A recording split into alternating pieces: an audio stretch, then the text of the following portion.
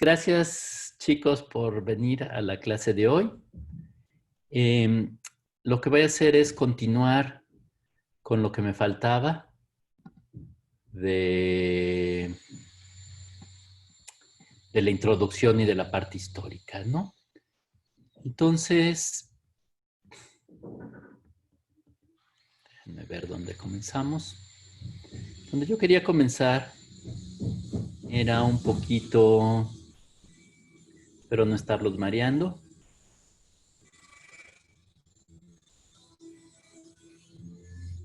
Tal vez con esta transparencia, ¿no? Entonces, la genética de poblaciones, como ya repetimos, como les pedí en el ensayo, etcétera, trata de analizar cómo se comporta la variación genética en las poblaciones dentro de las especies. Y otra forma como se podría definir sería que es el estudio de las fuerzas evolutivas que cambian a las especies en el tiempo, ¿no?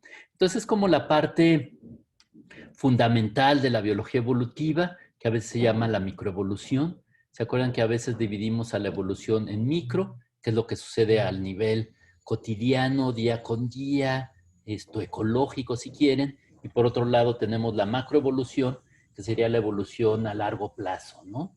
Entonces, en la macroevolución lo que se ven son las tendencias evolutivas, las filogenias, etcétera, y la micro lo que vemos es cómo cambian las poblaciones de tiempo real, si quieren. Entonces, genética de poblaciones y microevolución a veces las consideramos como sinónimos y a veces en medio tenemos todo el campo de estudios, que serían las especies, los mecanismos de especiación, como una poza génica da origen a las distintas pozas génicas, ¿no? Entonces, esto nos refiere a mi famoso, ay, no sé dónde quedó, diagrama de qué es una población y qué son las especies, ¿no? Ahora, algo muy importante, y si ya comenzaron a leer el Hedrick, que le da mucho énfasis, es esta idea que la genética de poblaciones tiene tres áreas, ¿sí? Y lo interesante es que mientras que casi cualquier área de la biología, supongo que la ciencia tiene aspectos teóricos, aspectos experimentales y aspectos empíricos, en genética de poblaciones en particular, dentro de la biología, es una de las áreas con una teoría más compleja, más robusta, ¿sí? Eh, por más robusta, lo que queremos entender usualmente es que si le metemos nuevos datos, no hay que cambiarlo todo, ¿no? Que ven que luego ha pasado eso en la física, que comiencen a obtener nuevos datos y de repente tienen que cambiar casi el paradigma completo, ¿no? Entonces tenemos la teoría y mucho de lo que vamos a ver en clase son los aspectos más básicos de la teoría, pero como es muy robusta la teoría, mientras la hagamos más compleja, de todas formas, las cosas básicas se mantienen, ¿no? Entonces, la teoría da el marco de referencia para generalizar, entender los datos en términos de nuestras fuerzas evolutivas y, en particular, la teoría fue la que nos dijo, bueno, los parámetros relevantes son los siguientes, pero como se apoya en los datos, pues la teoría nos dice una cosa y le decimos, sí, pero esos datos son muy difíciles de conseguir. No hay formas de estimar esto de otras maneras, de formas indirectas. Entonces, esto ha conducido a desarrollar métodos más sofisticados y a su vez, pues todos los desarrollos recientes, como la teoría de la coalescencia, ¿no? La parte de la genética de poblaciones que yo creo que les interesa a la mayor parte de ustedes y es lo que hemos trabajado nosotros en el instituto, pues es la parte empírica, ¿no? De hecho, Jaime lo que les va a ir es dando una serie de herramientas para datos de moleculares, puedan obtener de estos datos con un buen muestreo las frecuencias alélicas y comenzar a inferir las fuerzas evolutivas. Y algo muy bonito que luego vamos a discutir, ahorita les voy a enseñar algunas cosas, son las correlaciones con patrones ambientales, ¿no? Entonces, muchas veces encontramos que las poblaciones más grandes, más chicas, tienen más o menos variación genética, las que se encuentran en islas tienen más diferenciación, las que viven en lugares más fríos tienen luego alelos distintos que las que viven en lugares calientes. Entonces, estas son las correlaciones que queremos analizar, ¿no? Los datos empíricos sugieren problemas e ideas interesantes que a su vez luego podemos regresar a explorar con experimentos explícitos o desarrollando la teoría necesaria, ¿ok? Y bueno, los datos yo creo que la próxima semana, primero vamos a ver, o este jueves Hardy Weinberg, y la próxima semana les voy a platicar de algunos datos empíricos para que conozcan los patrones generales más interesantes y tratar de llegar a los marcadores moleculares más recientes, los famosísimos SNPs, ¿se acuerdan? Los polimorfismos de un solo nucleótido, ¿no? Bueno, por otro lado tenemos la parte experimental, y la parte experimental lo que trata es de desarrollar exactamente eso, experimentos reales en los cuales no solo los experimentos, como luego dicen los biólogos moleculares, que hacer un PCR o extraer DNA sería un experimento, sino experimentos donde tenemos una hipótesis, ¿sí? Desarrollamos las manipulaciones controladas, ya sea en el mismo campo o en el laboratorio, y vemos si lo que nos predecía la teoría sucede exactamente, ¿no? Entonces, les quería enseñar algo que les preocupó la vez pasada, que es esto de los trasplantes recíprocos, ¿sí? De hecho, alguien me preguntaba, ¿pero de veras lo que haces es mover las plantas? Y no sé si se acuerdan que les platiqué que el doctor Juan Núñez Farfán había estado revisando unos datos viejos, de experimentos que se habían hecho en California. Entonces, los experimentos, les voy a pedir que me den un minuto. Están demoliendo mi casa. Me voy a cambiar de cuarto para no tener los martillazos encima. Espérense, no se vayan.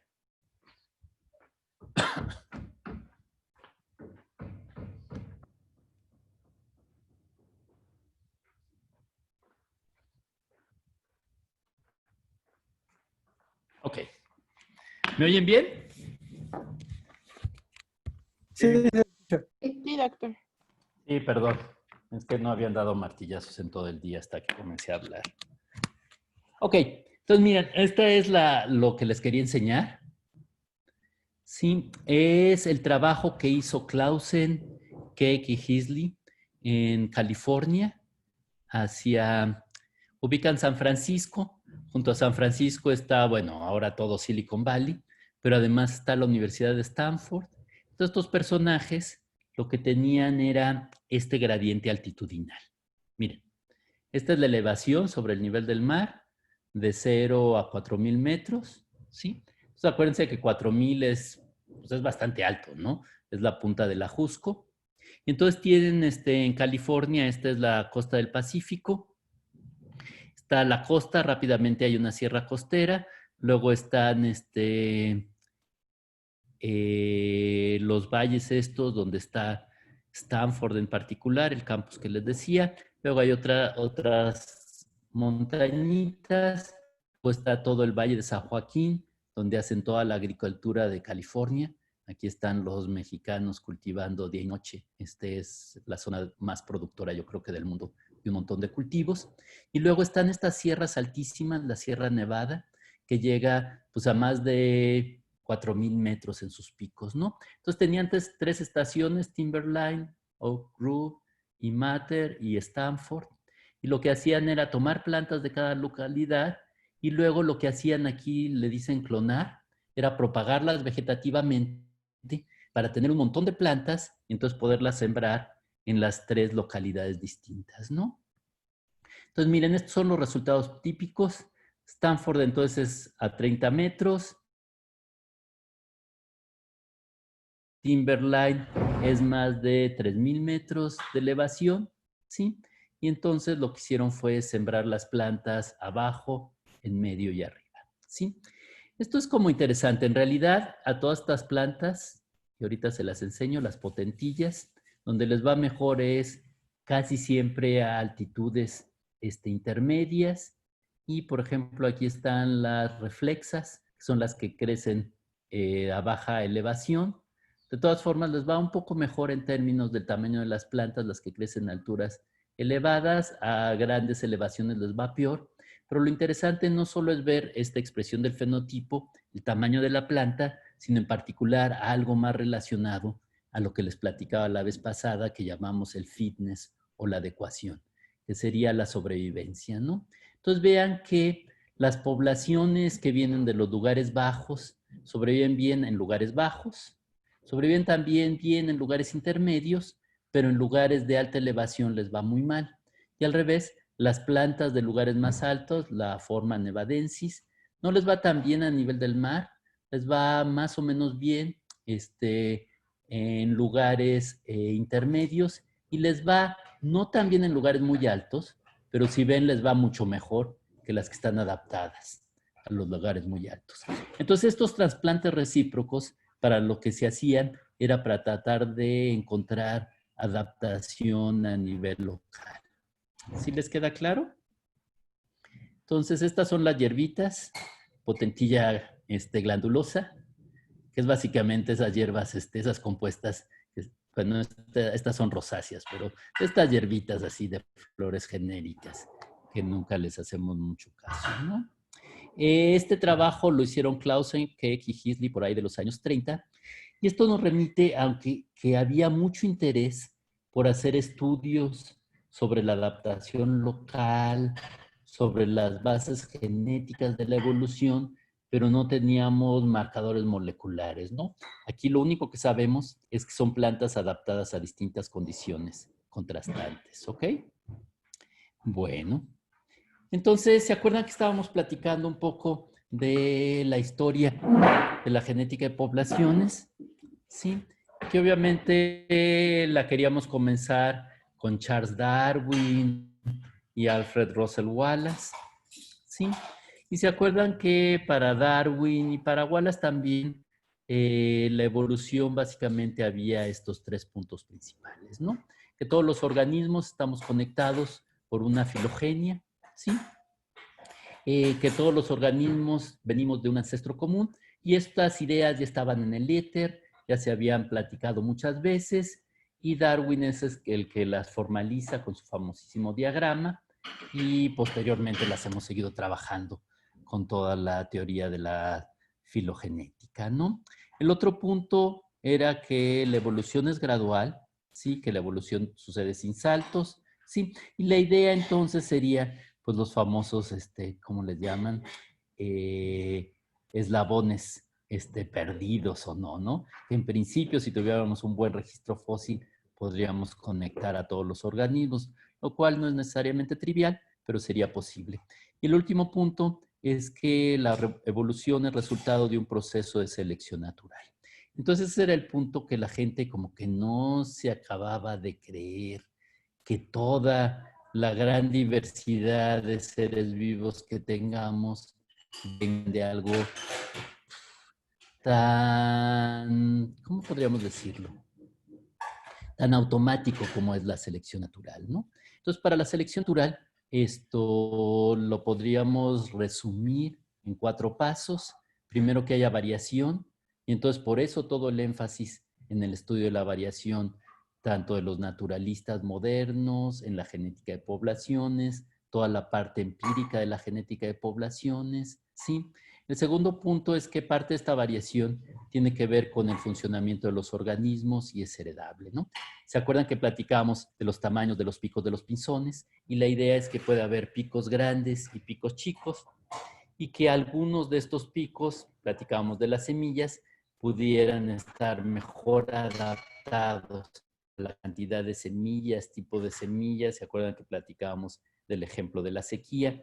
En la sequía todo el mundo puede alimentarse de las semillas chiquitas, pero las semillas grandes solo las pueden utilizar los pinzones de picos grandes. Y si esta característica es heredable, lo que va a suceder es que a la siguiente generación vamos a tener no puros, porque la genética puede ser complicada, pero sí más individuos con el pico más grande, ¿no? Entonces, si los recursos son limitados, se genera competencia, va a haber sobrevivencia diferencial y automáticamente vamos a tener un proceso de selección natural que nos va a ir haciendo que los organismos cambien en primer lugar y en segundo lugar que estos cambios sean, que estos cambios nos conduzcan a un mayor ajuste entre los organismos y el ambiente. Bueno, platicábamos el ejemplo para irlo pensando con los conejitos, que me voy a saltar. Y lo que le faltaba a Darwin, ¿se acuerdan? Serían las ideas formales de la genética de poblaciones, de la genética, perdón, mendeliana, en particular que los organismos son diploides, que los caracteres son discretos, que no se pierde la característica, no hay mezcla de sangre, y que tenemos relaciones de dominancia y recesividad. Y pues en el caso de un locus con dos alelos, tres genotipos posibles, ¿no? El homózigo A mayúscula mayúscula, el heterózigo A mayúscula minúscula y el homózigo A minúscula minúscula, ¿no? Entonces, bueno, pues los naturalistas siguieron trabajando, famosamente Haeckel propone las filogenias, pero al mismo tiempo, por 1900 se redescubren las leyes de Mendel, ¿sí? Y los primeros genetistas, como les decía, se les ocurre que la evolución no sucede tanto por selección natural, sino sucede por grandes brincos, que serían las mutaciones, ¿no? Es por eso importante, yo hacía énfasis en el segundo punto aquí de Charles Darwin, que la evolución es gradual, que sucede sin saltos. Pero ellos estaban fascinados con la idea que de repente, cuando tenían algún experimento, les salía un fenotipo completamente inesperado. Ellos decían que este era un gran cambio, utilizaron la palabra mutación, y aquí está Hugo de Vries y su libro completo de la teoría de las mutaciones para tratar de explicar la evolución, en este caso de las plantas, ¿no? Entonces, también les platicaba que podríamos decir que la biología evolutiva moderna tiene dos síntesis. La síntesis original sería juntar a los naturalistas, como Darwin, como Wallace, que sabían mucho del campo, con la gente que estaba haciendo cruzas, en particular la de Mendel, y nos hubiéramos imaginado que automáticamente tendríamos la moderna biología evolutiva, la moderna genética de poblaciones, y posteriormente otros personajes, en particular Dobzhansky, que les voy a platicar con cuidado de él, lo que hicieron fue tomar las ideas básicas, y distintos naturalistas tenían a su gurú favorito. Por ejemplo, Dobzhansky, su gurú favorito era Sewall Wright, para muchos ingleses era Fisher, para otros biólogos experimentales sería Haldane. Tomaron sus ideas y lo que hicieron fue aterrizarlas, bajarlas, de forma que todos los biólogos entendieran cuáles son los fundamentos de la biología evolutiva y tratar de calcular datos empíricos, ¿no? De cuánta variación existía, de qué tan importante sería o no la selección, tratar de calcular los coeficientes de selección, que ahorita les platico, tratar de calcular los famosos tamaños efectivos de las poblaciones o las tasas de flujo génico, ¿no? Entonces esa sería como una segunda síntesis. Y bueno, por aquí mencionaba algunos nombres que no vamos a platicar en este curso mucho más. Ernest Mayr, George Gaylord Simpson, Stevin, Julian Huxley, que comenzaron también a escribir una serie de libros, algunos casos totalmente para popularizar la ciencia, en otros casos más bien dirigidos a investigadores y estudiantes de la biología avanzados, ¿no?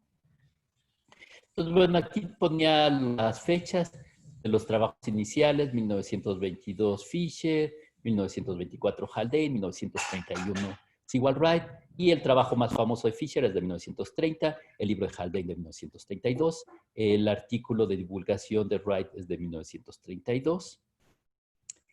Y pues nada más para repetirles, entonces en la genética de poblaciones usualmente trabajamos con un modelo, y acuérdense que los modelos son caricaturas de la realidad, ¿no? La realidad es muy compleja y lo que usamos es una abstracción, una caricatura, un juguete. Sucede modificando, cuando menos en términos teóricos, en términos algebraicos, en términos gráficos, y a ver cómo son esos cambios, ¿sí? Entonces, pues lo que teníamos aquí es un modelo de un locus con dos alelos. Los dos alelos yo los voy a denotar como a un A mayúscula y A minúscula.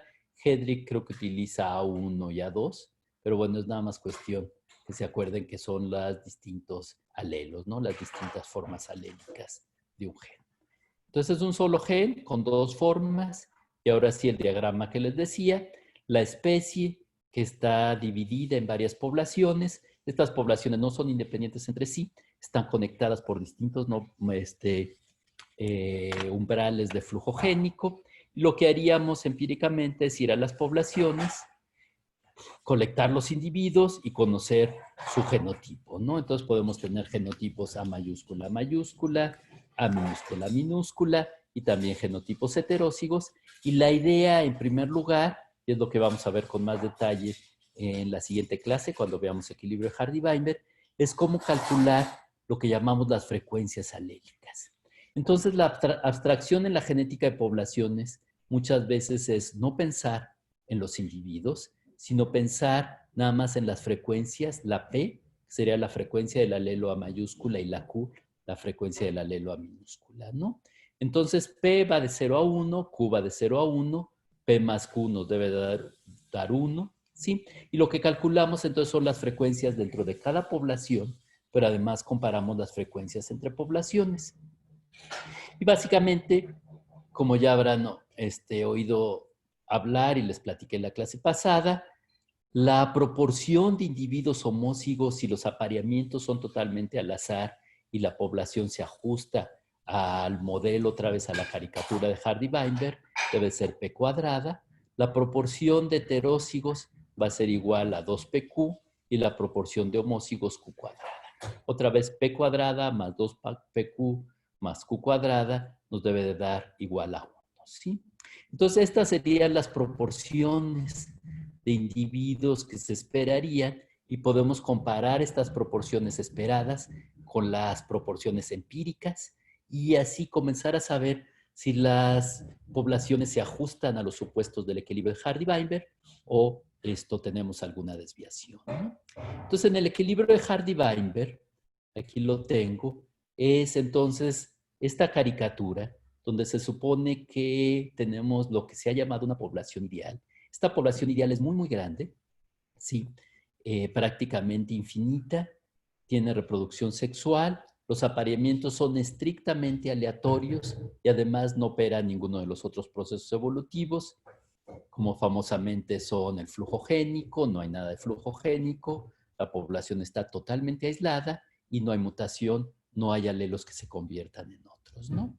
Entonces, las relaciones del equilibrio de Hardy-Weinberg son importantes porque nos describen, por un lado, qué pasa cuando no pasa nada, y entonces podemos analizar y entender mejor cada una de las fuerzas evolutivas, y si no pasa nada, lo que tendríamos es entonces que en cada población las frecuencias alélicas P o Q se mantienen idénticas en el tiempo, no cambian, ¿no? Entonces, por ejemplo, Dobzhansky utilizó esta idea para definir evolución desde el punto de vista de la genética de poblaciones, ¿no? La genética de poblaciones, la evolución es simple y sencillamente el cambio en las frecuencias alélicas en el tiempo. Si las frecuencias cambian, tenemos evolución, ¿sí? Se dan cuenta que esta es la forma más aburrida y reduccionista posible de ver la evolución, ¿no? Nosotros quisiéramos hablar de la gran evolución, ¿no? De cómo de las coníferas pasamos a las plantas con flores, cómo de lagartijas y otros reptiles llegamos a las aves, ¿no? Cómo de bacterias o lo que haya sido llegamos a los eucariontes, ¿no? Cómo de los organismos unicelulares llegamos a los organismos pluricelulares, etcétera. Pero en esencia, esta definición me gusta mucho porque es lo que captura lo más importante de la evolución, ¿no? La evolución es el cambio y el cambio relevante es el cambio en estas frecuencias alélicas, cómo cambiamos de un alelo A mayúscula a un alelo A minúscula, ¿no? Entonces aquí tengo resumido en realidad el curso, Perdón, ¿no? Luis, En el curso lo que vamos a ir viendo, sí, tengo una sí, sí, duda, sí, soy oigo Antar. bien. Hola, Antar. Eh, por lo que entiendo, este equilibrio de Hardy-Weinberg es como una especie de modelo nulo, ¿no? En donde no pasa Ajá. nada y es con el cual contrastas lo que estás observando. Pero en algún momento llegan a decir qué tanto tiene que cambiar esas frecuencias para que la evolución esté ocurriendo, o tiene que ser totalmente cero, o con que sea un poco ya hay evolución. Bueno, o sea, en principio, con que hubiera un poco, ya es evolución, ¿no? Lo que pasa es que ves que tenemos el problema de la cuantificación. Si cambia muy poquito, no lo podemos detectar con un muestreo reducido, ¿no? Entonces, realmente, empíricamente lo que queremos muchas veces es, bueno, cómo diseñar el mejor muestreo para poder capturar los pequeños cambios en las frecuencias alélicas que se deberían al azar, ¿no? Que sería la deriva génica. Por ejemplo, para el caso de selección, este es el problema más grave, ¿no? Porque muchas veces la selección es muy débil y con un experimento necesitarías tamaños de muestra gigantescos. Entonces, lo que hemos estado pensando es cómo diseñar métodos para hacer estas inferencias, ¿no? ¿Cuál debería ser el coeficiente de selección o por cuánto tiempo para poder detectar estos cambios? Entonces, actualmente hay métodos que pretenden inferir, por ejemplo, los coeficientes de selección de diferencias en las frecuencias alélicas, etcétera, que es lo que luego vamos a ver. Entonces, en principio, cualquier cambio ya sería evolución, ¿no? Para que no hubiera evolución, necesitaríamos tener poblaciones muy grandes. Y realmente este es como el truco, ¿no? En realidad, todas las poblaciones son finitas y por lo tanto, en todas las poblaciones en realidad tenemos, aunque sea un poquito de deriva génica, ¿no? Y este poquito de deriva génica es lo que conduce a los grandes cambios que luego detectamos en la evolución molecular, ¿no? Son chiquititos, pero como tenemos para estas cosas millones de años, pues vamos a tener cambio, ¿no? Entonces, más que algo práctico, Hardy-Weinberg, bueno, sí nos sirve para cosas prácticas porque nos ayuda a definir todas las fuerzas evolutivas por un lado, y la medida más poderosa para estimar la variación genética en las poblaciones es simple y sencillamente esto que tenemos aquí. Los heterócigos que deben de ser igual a 2pq. Entonces, esta es la medida de la heterocigosis esperada en Hardy-Weinberg y generalmente es la medida, y al rato se los voy a comenzar a enseñar, mejor de variación genética porque no es muy susceptible a los tamaños de muestra, etcétera, ¿no? Entonces, bueno, utilizamos todo un catálogo de medidas de variación genética, pero Hardy-Weinberg nos da esta, ¿ok? Entonces, bueno, obviamente si tienen cualquier duda, me interrumpen, ¿sí?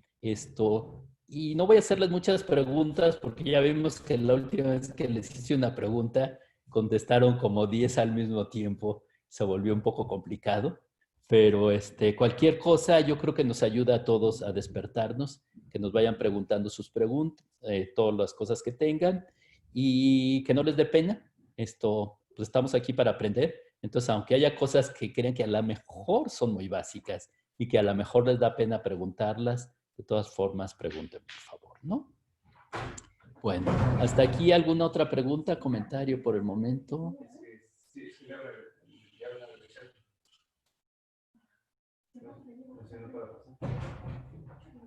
Sí. Bueno, entonces voy a seguir. Bueno, ¿se acuerdan que comencé a platicarles de estos tres personajes? Fisher, Wright y Haldane. Y es de algún interés platicarles porque muchos de los desarrollos posteriores, tanto de la teoría como de la investigación empírica, pues se han basado en sus preocupaciones, en sus dudas, obviamente en el estudio de sus obras, etcétera.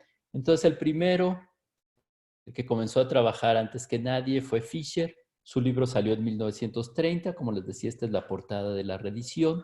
Y en pocas palabras, Fisher creía que la selección natural era lo más importante, ¿no? Muchos de nosotros ecólogos seguimos creyendo, aunque no lo confesemos, que casi todo es selección natural, ¿no? Y vamos a ver a lo largo del curso que esto es complicado, que tenemos cada vez evidencias de que la selección natural puede ser súper intensa, pero también tenemos evidencias que mucho de la evolución puede ser también totalmente aleatorio. Una foto, ya se las había platicado, donde está Fisher, donde está el mismísimo doctor Kimura, que ahorita les platico porque es muy importante, y James Crow, que fue un genetista de poblaciones muy activo y por ahí tiene varios libros de texto. De hecho, hay un libro de texto clásico que es el Kimura y Crow, que, bueno, pues también es un excelente trabajo, ¿no?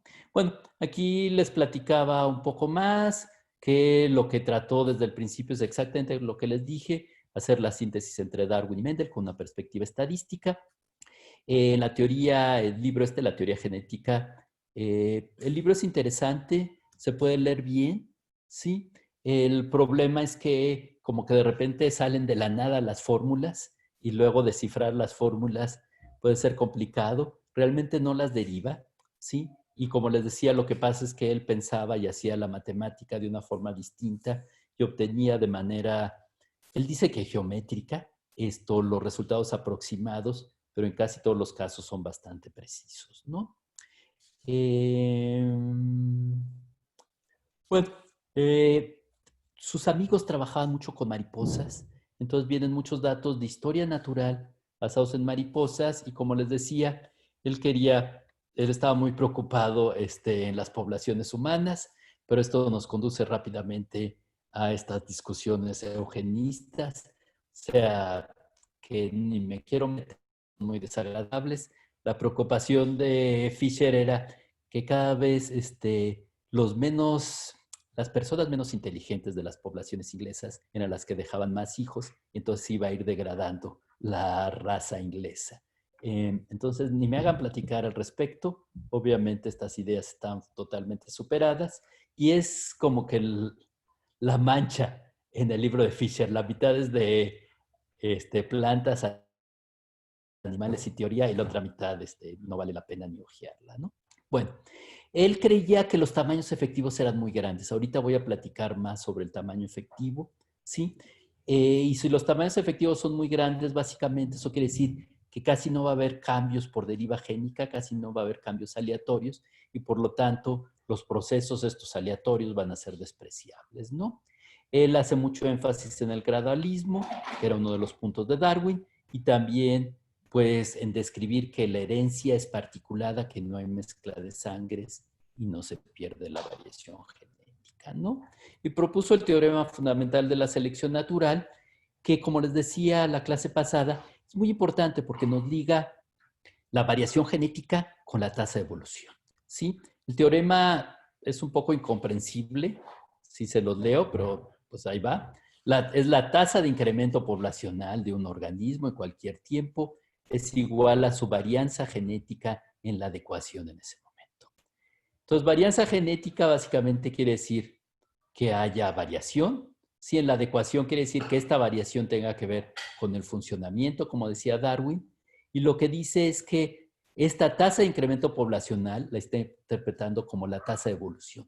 Entonces, la tasa de evolución adaptativa es proporcional a cuánta variación genética en los caracteres importantes hay. ¿Sí ven? Entonces, a mayor variación, ¿sí? Puede evolucionar más rápido un organismo. Eso es básicamente lo que trata de decir Fisher, y la terminología que utiliza es nada más pues cómo usó los parámetros para hacer estos cálculos que luego podemos ver con algún detalle, ¿no? El siguiente personaje que quiero contrastar ahorita es Sewall Wright. Sewall Wright, aunque aquí creo que lo que tiene en la mano es un mapache, con lo que trabajaba era con estos animalitos, con los cuyos, ¿no? Con los conejillos de las Indias. Y su maestro, Castle, trabajaba aquí en Chicago, ¿sí? Y él básicamente lo que analizaba eran los datos de cruzas y con lo que se trabajó mucho tiempo, no sé sus cursos de genética como son ahora, pero los cursos de genética clásico pues eran, ok, cosas de drosofila, sobre los ojos, las alas, pero también patrones de coloración, en ratones, cuyos, etcétera, y típico que habían pues, los patrones atigrados y los patrones lisos y los animales blancos, negros, etcétera, ¿no? Entonces lo que analizaban eran estos patrones, pero con los cobayos no pueden tener las poblaciones gigantescas de drosofilas, y entonces lo que se iban dando cuenta es que tenían las genealogías, los pedigrís, pero que a veces había cambios que no se explicaban de manera sencilla, y así es como comienzan a trabajar toda la teoría de los coeficientes de endogamia, unos análisis que se llaman patanálisis, una técnica estadística poderosa para tratar de encontrar las causas. Y Sewall Wright no tenía una formación de matemático como Fisher. Entonces, lo que tiene que hacer Sewall Wright, que era una persona obviamente muy trabajadora y muy inteligente, es desarrollar sus propios métodos estadísticos, como el famoso pata-análisis, ¿no? ¿Se acuerdan que les había platicado que Fisher, al contrario, su formación principal era como matemático y es uno de los fundadores de la estadística moderna? De hecho, es el que inventa todos los diseños experimentales, los famosos, bueno, todo el análisis de la varianza, cuadrados latinos, las réplicas, los bloques, todos los que hayan hecho ANOVAs, les sonará todo esto. El estadístico de los ANOVAs, pues es una F en honor a Fisher, ¿no? Entonces, Sewall Wright tiene una carrera paralela, pero él era experimental. Él llamaba a su disciplina no genética de poblaciones, sino fisiología genética. Lo que trataba de encontrar eran las bases genéticas de estos caracteres. Y aunque ya lo había estado pensando, hasta 1931 arma un artículo completo. Aquí tengo la apartada, esto en la revista Genetics, y lo que analiza es en este artículo todas las fuerzas evolutivas y en particular trata con cuidado lo que ahora llamamos deriva génica, que todavía no le había puesto un nombre. Y lo que trata además es encontrar qué sucede cuando interactúan varias fuerzas evolutivas. Entonces, el diagrama que tengo aquí abajo es técnicamente difícil de entender, pero se los voy a tratar de explicar. La idea es que, a ver si tengo por aquí algún diagrama. No, no lo tengo aquí a la mano. Pero la idea es que comenzamos con un montón de poblaciones que tienen exactamente las mismas frecuencias alélicas de 0.5, ¿sí? Y entre todas estas poblaciones hay cierta tasa de flujo génico, ¿no? Entonces, básicamente lo que ven aquí es el flujo génico. Podríamos matar al otro lado la N y entonces es 4, sí, bueno, N por M igual a 4, N por M igual a 2, que es esta curva, N por N igual a 1, que ven que es esta, pues como distribución normal, N por M que sería igual a 1/2 y N por M igual a 1/4, ¿sí? Entonces, al principio todas las poblaciones tenían exactamente las mismas frecuencias alélicas y estas son las curvas que se alcanzarían, la distribución de las frecuencias alélicas que se alcanzarían si tuvieras muchísimas de estas réplicas de poblaciones. Entonces las poblaciones comienzan a cambiar sus frecuencias alélicas y comienzan a pasar de 0.5 a otras frecuencias alélicas, pero además hay flujo génico que conecta las poblaciones, ¿ok? Entonces, si hay mucho flujo génico, las poblaciones divergen, pero poco. Si hay más flujo génico, las poblaciones divergen, pero más. Si hay menos flujo génico todavía, las poblaciones comienzan a divergir mucho, ¿sí? Si hay todavía menos flujo génico, cada una de las poblaciones puede estar a cualquier frecuencia alélica y ya si hay muy poquito flujo génico, la mayor parte de las poblaciones se están fijando para uno u otro de los alelos. Entonces, si hay pura deriva génica, como ahorita les voy a enseñar, todas las poblaciones pierden toda la variación genética y se vuelven homózigas para el alelo A mayúscula o A minúscula. Mientras que si las poblaciones son infinitas, no va a haber deriva génica, se sigue manteniendo. Entonces, no se me asusten. Esta figura tradicionalmente le ha costado trabajo a todo el mundo descifrarla. Ahorita les platico más. Pero el punto relevante era que Sewall Wright lo que trataba de encontrar eran los equilibrios. ¿Cuál sería el balance entre migración y deriva génica? Y esto fue lo que tomó luego Kimura para tratar de desarrollar toda su teoría neutra de la evolución. ¿Cuál es el balance entre la deriva génica y la mutación? ¿Ok? Entonces, si hay mucho flujo génico, en pocas palabras, se mantiene la variación genética. Si no hay nada de flujo génico, se va a perder. Y su trabajo lo presentó en 1932 en este congreso, el Congreso Internacional de Genética de Ítaca. Y Teodosius Dobzhansky, el fundador de la otra parte de la genética de poblaciones, ahorita llegó a Teodosius Dobzhansky, fue a la plática y escribió en sus memorias: no entendí nada, pero se ve que este es el camino que tenemos que seguir, ¿no? Este es el futuro de la biología evolutiva, la genética de poblaciones, y voy a trabajar con Sewall Wright para desarrollar un programa empírico de la genética de poblaciones, ¿sí? Entonces, Sewall Wright desarrolla la teoría y Dobzhansky lo que dice es, ok, voy a diseñar experimentos para demostrar y tratar de encontrar cómo es este tamaño de las poblaciones, que en realidad es el tamaño efectivo de las poblaciones, cómo son estas tasas de migración que ahorita les voy a explicar, o cómo serían los mismos niveles de la variación genética, y eso es lo que guía inicialmente a Teodosio Dobzhansky en su proyecto para hacer genética de poblaciones. Ok, entonces aquí, no sé si se acuerdan, les enseñaba la portada de los libros que comenzó a editar cuando se retira de la Universidad de Chicago y se va a la universidad ahí cercana, en el Middle West, estará a unas 4 o 5 horas en Madison, Wisconsin, y saca una colección de unos librototes, como les decían, de ser de 400, 500 páginas, y el primero como que lo que revisa es la teoría, lo segundo revisa las variaciones genéticas, esto lo que trata es de analizar este volumen 3 distintos experimentos, entonces bueno, y el cuarto es, como ya habían pasado 10 años del primero al cuarto tomo, había salido muchísimas cosas que puso en el cuarto tomo, ¿no? Además de trabajar en teoría y con sus cobayos y desarrollar un montón de artículos que por ahí están colectados, trabajó con estas plantas, una oenotera. Oenotera, no sé si se acuerdan, pero es el género que les mencioné que había trabajado de Bries, y Linanthus parry. Estas dos plantas crecen en los desiertos californianos. Oenotera es muy famosa porque realmente hay muy pocas plantas, y aunque hay muy poquitas plantas, hay una diversidad genética de unos alelos que luego tienen algunas plantas de incompatibilidad genética, ¿no? Entonces, lo que trataba de encontrar Sewall Wright es por qué se mantienen tantos alelos de incompatibilidad. Y el caso de Linanthus parry es una planta que sale en el desierto de Mojave.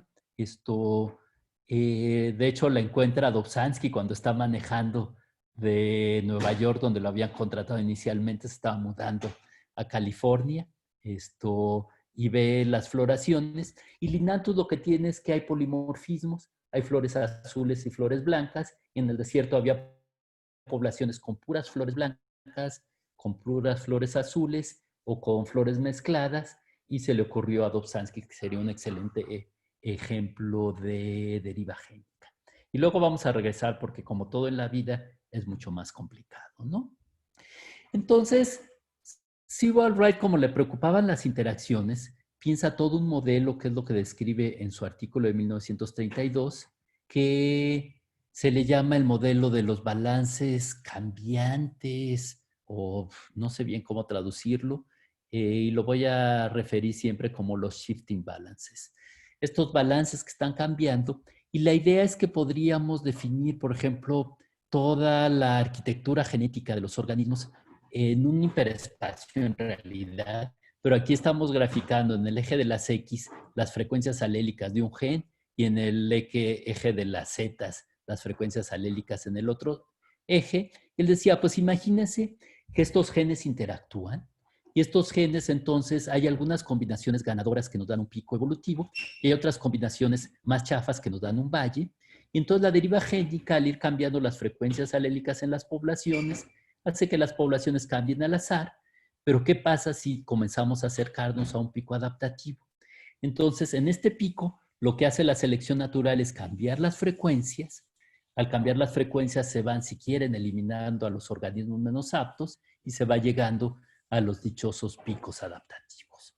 Entonces, eso es lo que trata de describir en este artículo de 1932.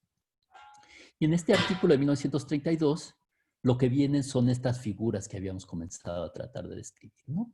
Entonces, viene estas combinaciones que nosotros interpretamos como frecuencias alélicas. Si bien ven en su figura, no dice que son estos ejes, ¿sí?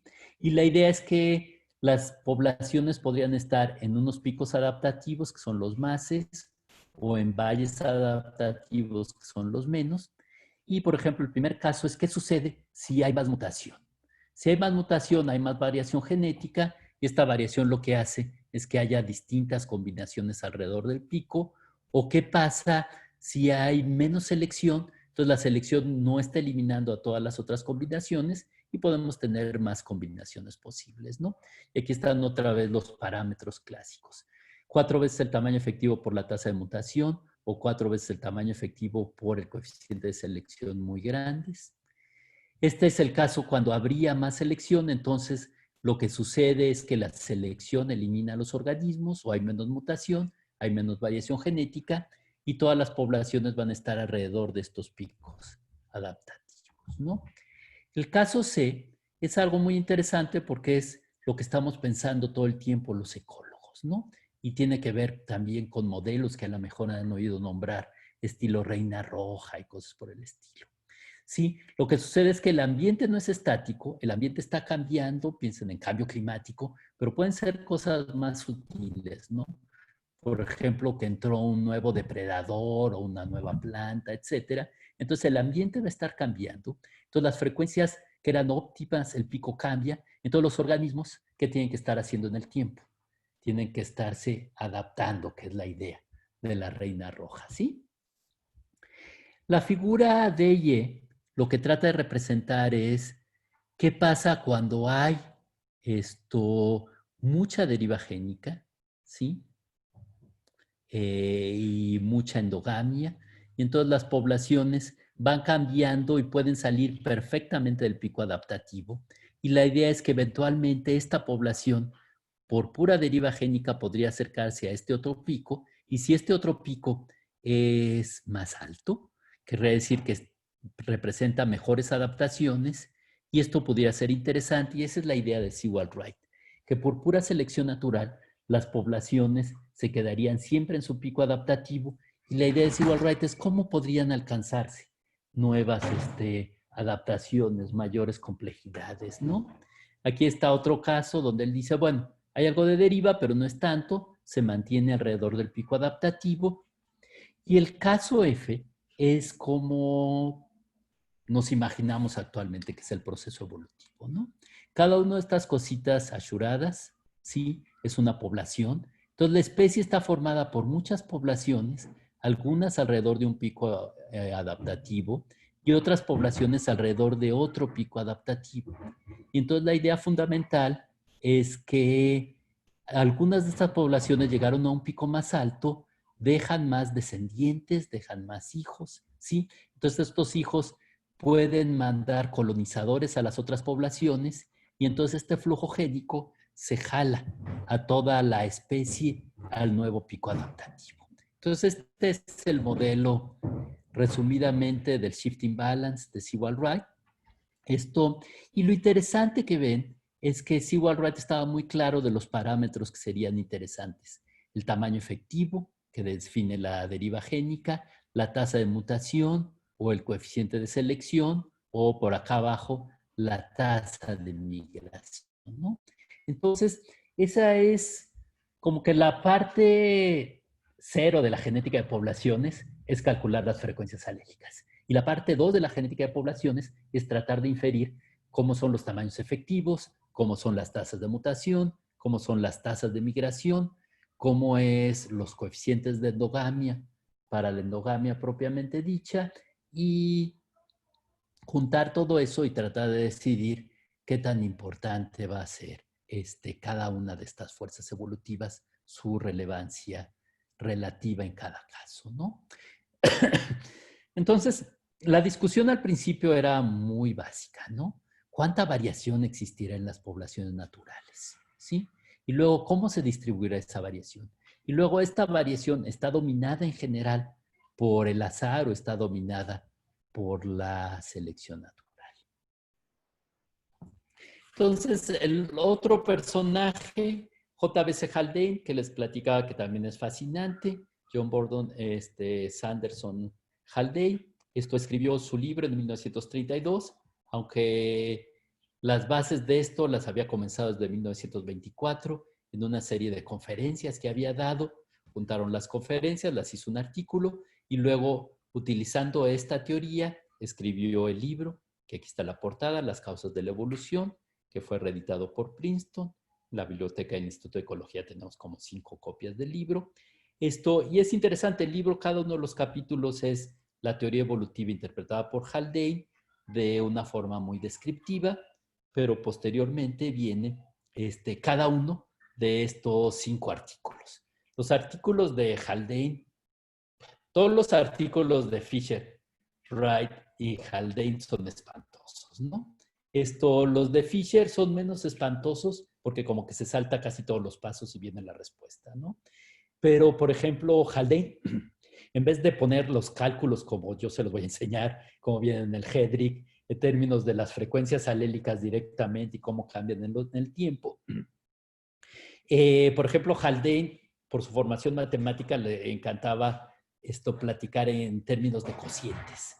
Entonces, los cocientes luego son dificilísimos de interpretar porque van pues, de 0 a infinito. Entonces, son complicados. Pero bueno, si son muy entusiastas, pueden revisarlos. Y vienen varios ejemplos clásicos, como el de Whiston-Betularia, aunque le pone otro nombre. Viene la idea del costo de la selección, que es muy importante, que es el número de individuos que tienen que ser eliminados de una población para cambiar de una frecuencia a la otra, que es lo que limitaría la velocidad de un cambio evolutivo, y desarrolla métodos empíricos para calcular, por ejemplo, los coeficientes de selección, las tasas de migración, etcétera, lo cual para los genetistas de poblaciones, pues empíricos como nosotros, fueron muy, muy útiles, muy importantes. Y tiene muchas ideas muy interesantes. Por ejemplo, definen las unidades de evolución morfológica en términos de Darwin, ¿no? La velocidad del cambio morfológico por millón de años y cosas por el estilo. Bueno, entonces su motivación original era simple y sencillamente demostrar que las ideas de Darwin y Wallace eran compatibles y que la genética, se podría construir una genética y modificar la genética para explicar toda la evolución en términos mendelianos, que los genetistas originales, los mutacionistas, estaban equivocados, ¿sí? Y pues, lo que quería aquí mostrarles era una serie de figuras para que nos fuéramos dando cuenta de cómo pensamos los genetistas de poblaciones. Entonces, por ejemplo, para la selección natural, lo que hacemos es tomar el equilibrio Hardy-Weinberg, P cuadrada 2PQ, Q cuadrada, y considerar que va a haber diferencias en la sobrevivencia y reproducción de cada uno de los genotipos, ¿sí? O sea que un genotipo, el A mayúscula, ¿sí? A lo mejor deja más hijos que los otros genotipos. Entonces vamos a ver cómo va a ir cambiando, no la frecuencia del genotipo, porque desaparece generación con generación, sino de las frecuencias alélicas, la P y la Q, ¿no? Básicamente la idea es intuitiva, la P que tenga unas adecuaciones más altas asociadas va a ser la P que va a comenzar a incrementar o disminuir de frecuencia, ¿no? Entonces, estas diferencias en el funcionamiento es lo que hemos llamado el fitness en inglés, y el doctor Sarucán hace muchos años, por ahí de los 80s, decidió traducirlo como adecuación. Entonces, todos los que me pongan aptitud darwiniana en vez de adecuación o fitness, les voy a bajar puntos, porque esa es la traducción que usan los españoles. No es cierto, pueden usar cualquier terminología, pero nosotros en ecología y en México les hemos llamado adecuación al fitness. El fitness, y eso sí es una tarea para los historiadores de la ciencia, no sé por qué lo llaman W, ¿sí? Siempre nos hemos querido imaginar que es en honor a Sewall Wright, pero no sé por qué fitness es W. Y usualmente utilizamos una medida relativa de fitness, que es la W minúscula, que es una medida que va de 0 a 1, ¿ok? Entonces luego lo voy a definir con cuidado, pero un fitness de 0 quiere decir básicamente que un genotipo no deja ningún descendiente, y un genotipo de 1 quiere decir que dejas la mayor cantidad posible de descendientes. Entonces ya habíamos platicado de Whiston-Betularia y habíamos platicado, por ejemplo, cómo se pueden estimar los cambios en la proporción de las formas melánicas.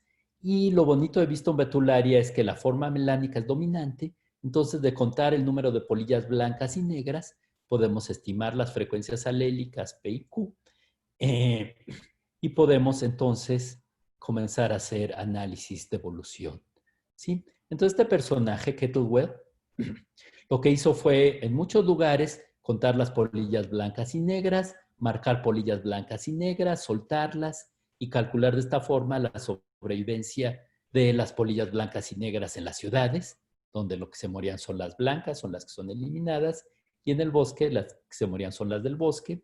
Entonces, por ejemplo, experimentalmente, con estos experimentos de captura-recaptura, calculó algo que se llama el coeficiente de selección. El coeficiente de selección no lo he definido, pero el coeficiente de selección es 1 menos la adecuación. Entonces, básicamente, un coeficiente de selección de 0 quiere decir que la selección no te hace nada, y un coeficiente de selección de 1, ¿qué querrá decir? Que la selección te odia, ¿no? Un coeficiente de 1 es que siempre te mata. Entonces, un coeficiente de 0.15 quiere decir que por selección de 100 individuos melánicos, o en este caso, sí melánicos, 15 van a ser eliminados por selección natural. ¿Sí ven? Entonces, la probabilidad de sobrevivencia, ¿sí? Y esta es entonces la probabilidad empírica, y esto es cómo fueron cambiando las polillas melánicas en una localidad en Inglaterra. Vean que esto es lo que hace la selección. Se va eliminando uno de los fenotipos, ¿sí? Uno de los genotipos también en este caso. Va aumentando entonces el otro alelo. Y estos son los resultados de un análisis modificando Hardy-Weinberg y utilizando una adecuación de 0.15, ¿no? Vean que, aunque hay divergencia en algunos momentos, en general un modelo muy, muy sencillito que vamos a desarrollar luego, nos explica de forma muy clara el comportamiento en las poblaciones naturales. Entonces, esto es como el santo grial para el ecólogo y el biólogo evolutivo, ¿no? Que un modelo muy sencillo nos explique y en principio podría también predecir los resultados de algo muy complicado, porque la selección natural, aquí estamos utilizando un coeficiente de selección constante, pero se dan cuenta que cada año va a haber ligeras diferencias porque la selección natural, por ejemplo, pues no funciona mágicamente. No, la selección lo que está sucediendo es que hay algún organismo, en este caso aves, que están eliminando a las polillas que se ven más y menos, ¿no? Entonces, dependiendo de cada año, vamos a tener más o menos polillas, más o menos aves, y la selección en realidad va a ser un poco distinta, y aún la misma genética es más complicado de lo que les platiqué, ¿no? Hay otros alelos metidos, hay un montón de otras cosas, y para mí este resultado es absolutamente notable, ¿no? Ahora, pues obviamente le estoy platicando los casos más bonitos, ¿no? La biología puede ser complicada. Bueno, en realidad la selección es muy compleja porque tenemos no solo selección de este tipo, que tiene que ver con la sobrevivencia, sino también puede haber selección en términos de la fecundidad, selección en términos de la cantidad y calidad de apareamientos, que sería la selección sexual. La selección también podría funcionar a nivel haploide, los gametos, pero también puede haber selección dependiente de la frecuencia, ¿sí? Si un alelo es muy común, puede cambiar su coeficiente de selección, así es muy raro, y también si las poblaciones tienen densidades muy bajas, igual ni opera la selección, y cuando hay densidades muy altas, la selección puede ser importantísima, que es uno de los resultados clásicos de la ecología de poblaciones, ¿no? Por otro lado, hay muchos tipos de selección y se los quería comenzar a presentar, ¿sí? Ya los habíamos platicado, la estabilizadora cuando se remueve una de las colas. En el caso de un locus dos alelos, hay un modelo clásico que es el de selección balanceadora. En el modelo de selección balanceadora, lo que sucede es que lo que son eliminados son los dos homózigos y los que tienen la ventaja son los heterózigos. Este es un caso súper interesante que ha obsesionado a los biólogos evolutivos. Hay un caso muy bien conocido, el de la anemia falciforme. Actualmente tenemos otras evidencias como los sistemas mayores de incompatibilidad, MHC, etcétera, donde parece que hay clara ventaja de los heterózigos, y este modelo ha sido utilizado conceptualmente, como ahorita vamos a ver, muchísimo en la historia de la biología evolutiva. La selección, como la de Viston betularia, donde siempre se está eliminando una de las colas, es la que el ejemplo clásico, pues serían, bueno, los estudios que se han hecho, por ejemplo, con los pinzones de Darwin, que en los años secos se eliminan los chicos, en los años húmedos a veces se eliminan los grandes, esto en los años normales, lo que se favorece son los intermedios. Tenemos procesos muy complicados, pero la selección direccional, pues es la que conduce a los grandes cambios en el tamaño de los organismos, por ejemplo, ¿no? Y el caso opuesto sería la selección disruptiva, donde los que se eliminan son los intermedios, ¿no? Ahora, en realidad nos habíamos quedado hasta acá, perdón que el repaso tomó casi una hora, pero creo que vale la pena. En la deriva génica, entonces los cambios son aleatorios, habíamos comenzado a ver este tipo de figuras, ¿sí? Esta es para un tamaño efectivo de 9 y para un tamaño efectivo de 50. Entonces, vean, cada una de estas líneas lo que representa es una réplica, una población. Y entonces vean que en algunas poblaciones las frecuencias alélicas cambian muy rápido y pueden llegar aquí al eje de la frecuencia alélica de 0 o de 1. ¿Qué quiere decir cuando llegamos a ese eje? Quiere decir que se perdió completamente uno u otro de los alelos, que ya se fijó, y que esa población ya perdió su variación genética, y esa variación no se va a recuperar a menos que llegue por mutación o por migración. Entonces vean varias cosas, ¿no? Para el tamaño de 9, varias poblaciones, 1, 2, 3, 1, 2, 3, se fijaron en 20 generaciones. Para un tamaño de 50 no se ha fijado ninguna población. Y lo que sucede es que las poblaciones van divergiendo en el tiempo en los dos casos, pero esta divergencia en n igual a 9 es mucho más alta que en n igual a 50. Cada una de las poblaciones cambia su frecuencia alélica, ¿sí? Aumenta la varianza entre las poblaciones, pero además, como luego vamos a ver en el equilibrio Hardy-Weinberg, la mayor variación genética sucede cuando la P es igual a 0.5. Entonces, cada vez que cambian las frecuencias alélicas, lo que sucede es que se va perdiendo algo de variación genética y en general esto es lo que sucede en la deriva génica. Se va perdiendo más y más variación genética. Ahora, me interesa mucho que vean con cuidado estas figuras. Esta es como la representación del proceso evolutivo, ¿sí? Para el genetista de poblaciones. El tiempo y cómo cambian las frecuencias alélicas en el tiempo. ¿Ok?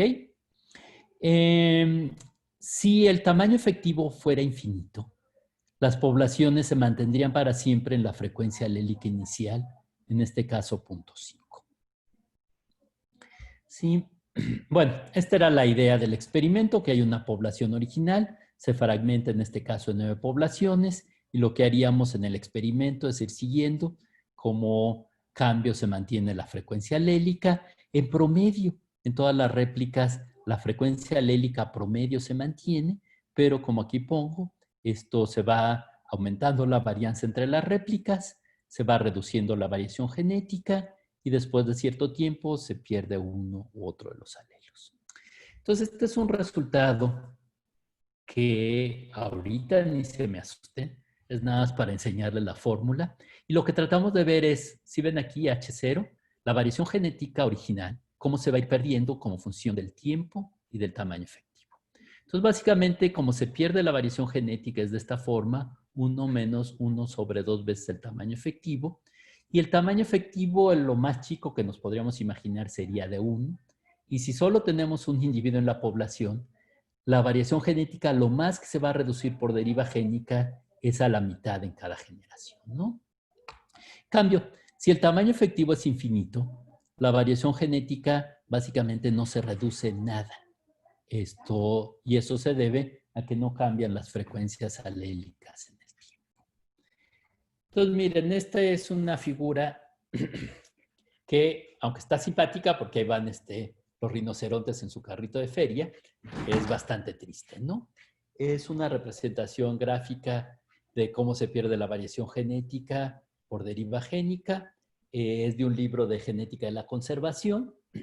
Y lo único que tenemos aquí graficado es la misma función que aquí teníamos, ¿sí?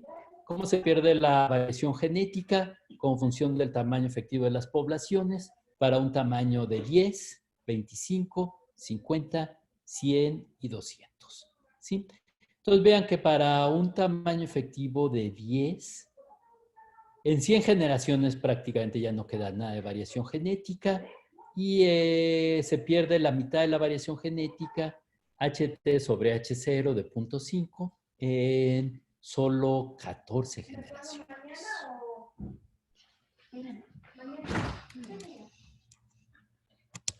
Espérenme que tengo otra vez una romería aquí.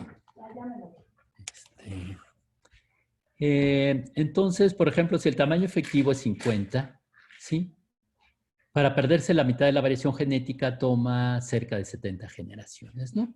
Entonces, para nosotros, para los ecólogos, pues a lo mejor 70 generaciones nos parecen mucho, pero en términos evolutivos 70 generaciones nada, ¿no?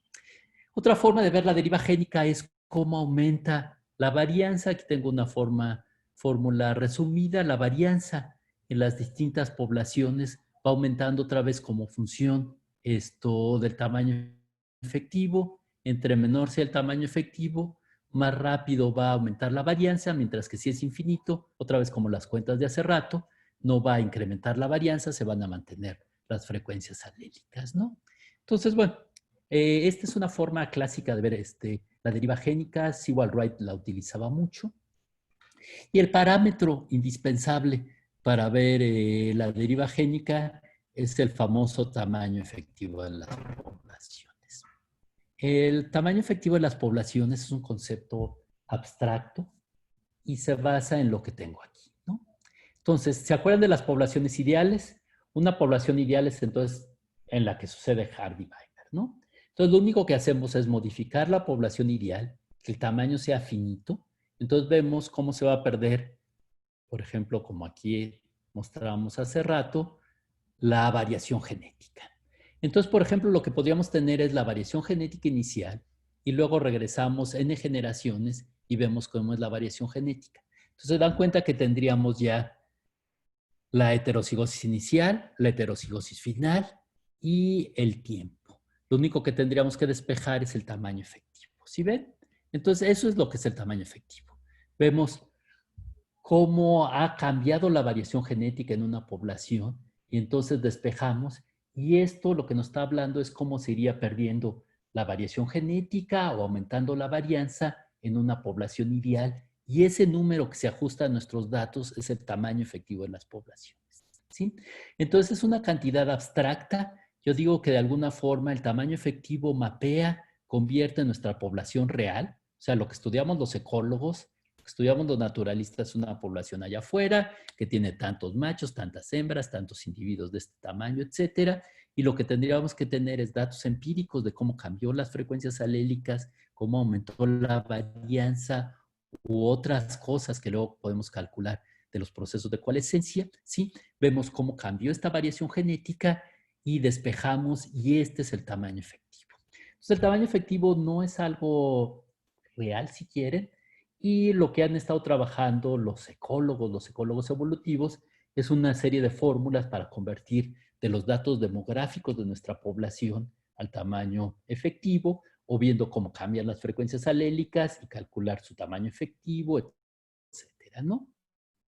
Algunos de ustedes que a lo mejor han llevado evolución han visto cosas de genética de poblaciones. Los mismos maestros, para simplificarnos la vida, usualmente pensamos que el tamaño efectivo es similar al número de adultos reproductivos que hay en la población, ¿no? A veces se parece, pero puede ser más complejo por muchas razones, porque puede haber X cantidad de adultos reproductivos, pero que algunos dejen casi todos los hijos y otros no dejen ninguno, ¿no? Entonces, aunque haya X número de adultos reproductivos, el tamaño efectivo va a ser todavía más chico. Entonces, nada más para que vayan pensando al respecto, Franham, en su texto de genética de la conservación, nos da esta figura. Cada uno de estos puntos son distintos estudios, y este es el cociente de tamaño efectivo sobre el tamaño total. Si el tamaño efectivo es igual al tamaño total, este cociente es igual a 1. Entre más chico, quiere decir que es cada vez más reducido el tamaño efectivo en relación al tamaño efectivo, y en este caso el promedio fue 0.11. ¿Qué quiere decir esto? Que si vamos allá afuera y contamos que hay 1000 adultos, en realidad el tamaño efectivo puede ser mucho más chico, y en algunos casos, en muchos casos, va a ser no 1000, sino un orden de magnitud menor. Entonces, el tamaño efectivo puede ser bastante pequeño,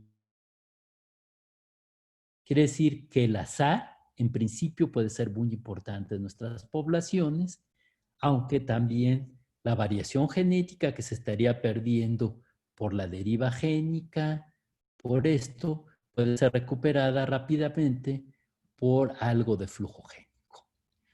Entonces, el flujo génico, de alguna manera, es la otra cara de una moneda, ¿no? Por un lado, una cara sería el tamaño efectivo, del otro lado de la misma moneda sería el flujo génico.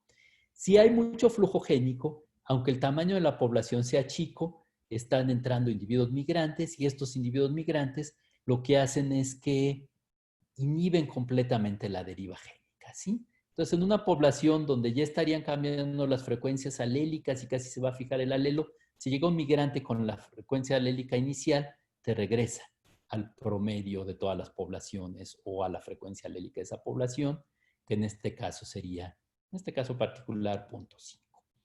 ¿Sí? Entonces, el parámetro para conocer la deriva génica, la migración, es exactamente la M, la tasa de migración, que ya nos había comenzado a platicar Sewall Wright. La tasa de migración es simple y sencillamente la probabilidad que un gen tomado al azar de cualquier subpoblación haya llegado como migrante. Entonces, como los coeficientes de selección va de 0, si la población está completamente aislada, a 1, que bueno, pues es ridículo, ¿no? Quiere decir que todos los genes de la población fueron sustituidos por otra. Bueno, esto para estudiar el flujo génico se han propuesto muchos modelos.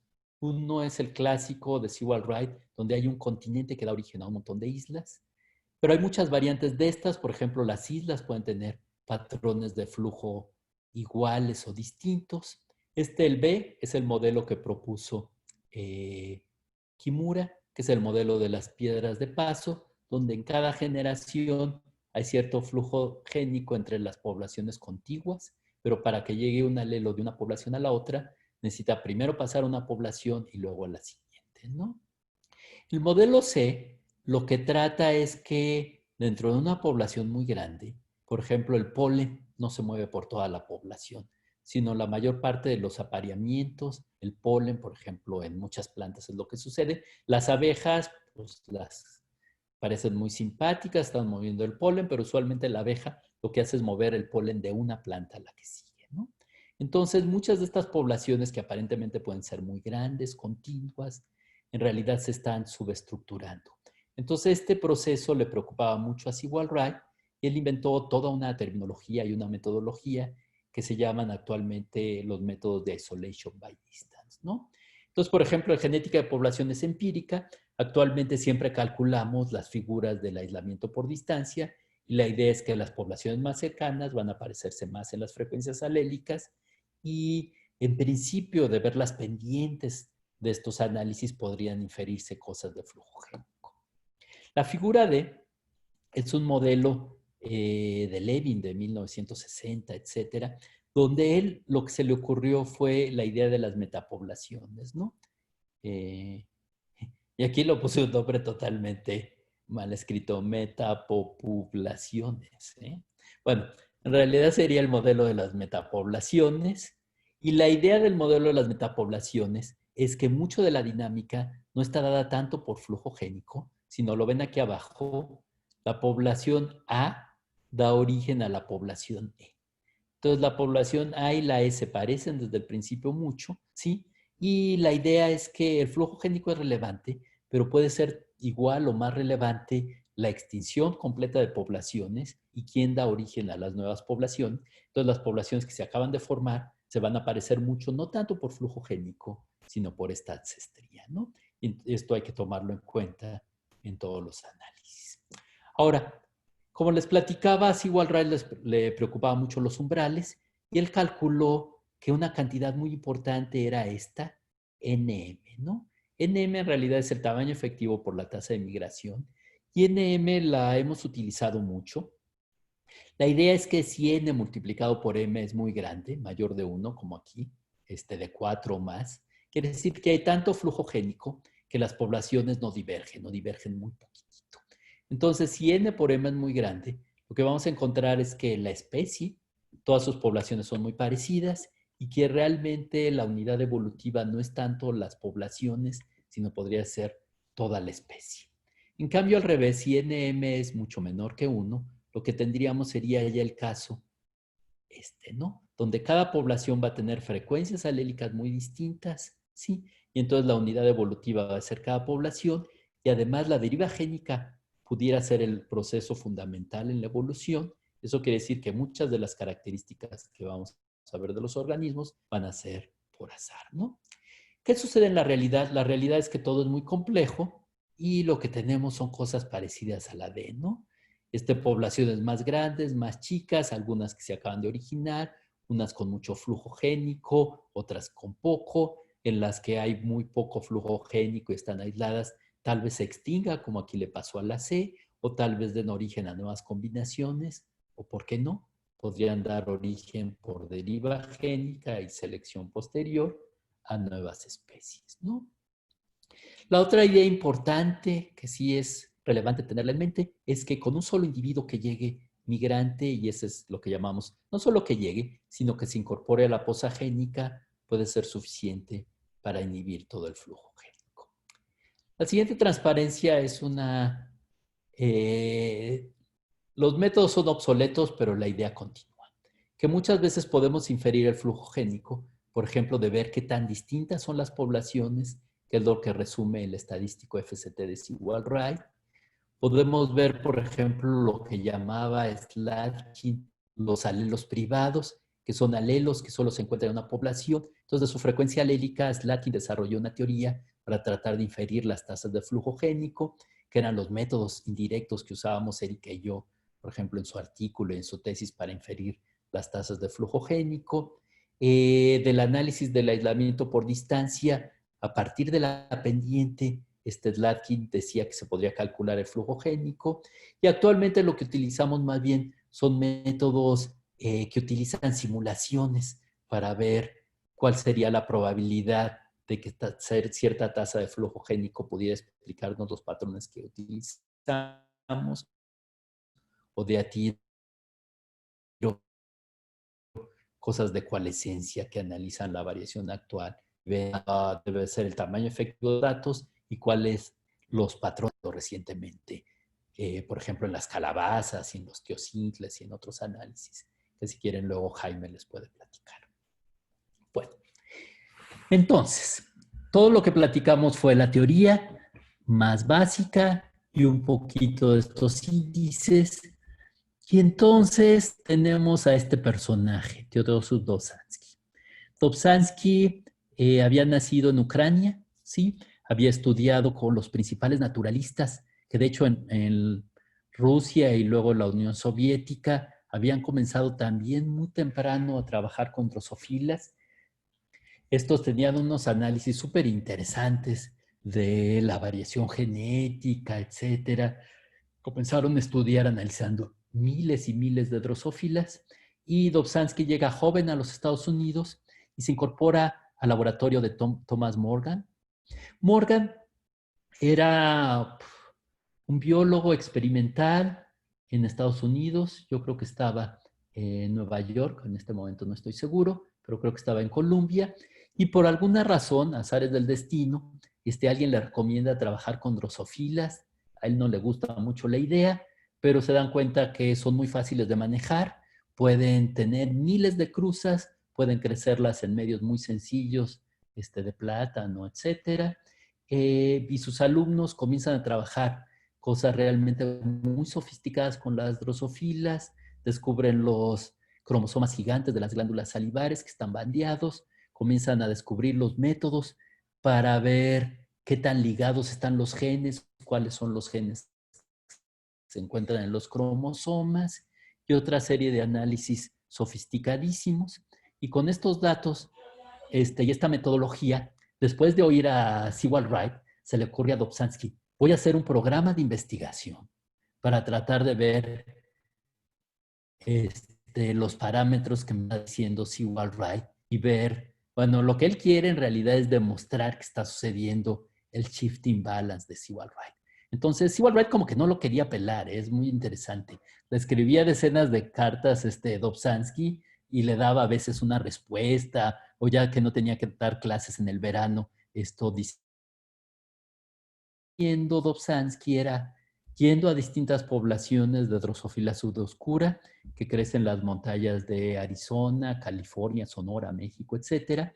Y lo que encontraban es que había unas grandes inversiones cromosómicas que podían ver en el microscopio. Y entonces podían ver los individuos homózigos, los individuos heterózigos, cómo se comportaba la variación genética dentro y entre poblaciones. Hacen experimentos para tratar de calcular los tamaños efectivos. ¿Y qué creen que sucede con las drosofilas? ¿Cómo creen que sean los tamaños efectivos de las drosofilas? ¿Enormes? O sea, todos ustedes seguro han dejado algún plátano por ahí, ¿verdad? Exacto. Si se descuidan, se les llena toda la casa de moscas, ¿no? Entonces, los tamaños efectivos de las drosofilas son millones. Y entonces, realmente las estimaciones del tamaño efectivo eran gigantescas y realmente prácticamente no encuentra señales de deriva génica. Y entonces, lo que le sucede a Dobzhansky es algo muy interesante. Como por ahí describen algunos historiadores de la ciencia, Stephen Jay Gould, por ejemplo, dice que Dobzhansky se va endureciendo, esto que al principio, como Sewall Wright, creía que la deriva génica pudiera ser importante, pero se va dando cuenta que hay mucha variación genética en sus poblaciones y que todo parece ser adaptativo, ¿no? Entonces, en una conferencia en Cold Spring Harbor, en 1955, le piden que platique sobre la variación genética y él resume los datos que había hasta el 55 de variación genética, que realmente no había los datos moleculares todavía, lo que tenían es lo que les describí, los grandes patrones de inversiones cromosómicas en las drosofilas y experimentos muy complicados en los cuales se tomaba una drosofila del campo, ¿sí? Se cruzaba con drosofilas con genes marcadores, luego obtenías una drosofila que era homóziga para estos cromosomas y las comparaban con las silvestres y veían cuánto se reducía su funcionamiento y a partir de ahí inferían la carga genética que tenían. Cuántos recesivos que no se veían en las poblaciones y que serían deleterios tenían estas poblaciones de drosofilas, ¿no? Entonces él dice que él concluye que las poblaciones son muy ricas en variación genética, que serían, si quieren, sus datos experimentales, pero el salto mortal es el siguiente, que esta variación genética era mantenida por selección y por un tipo de selección que es la selección balanceadora. Entonces, si se acuerdan, lo que vimos con Viston betularia, lo que hace la selección direccional es esto. Hay algo de variación y la selección elimina o favorece alguno de los alelos y va eliminando la variación genética. Como yo les decía, la gasolina que usa la selección natural es la variación genética que hay en las poblaciones. Y hay un tipo particular de selección natural que es la ventaja del heterócigo, donde lo que sucede es que los heterócigos tienen la mayor adecuación. El ejemplo clásico es el de la anemia falciforme, que vamos a ver luego. En el caso de la anemia falciforme, las poblaciones humanas que viven en lugares donde hay muchísima malaria, el heterócigo, para este gen particular,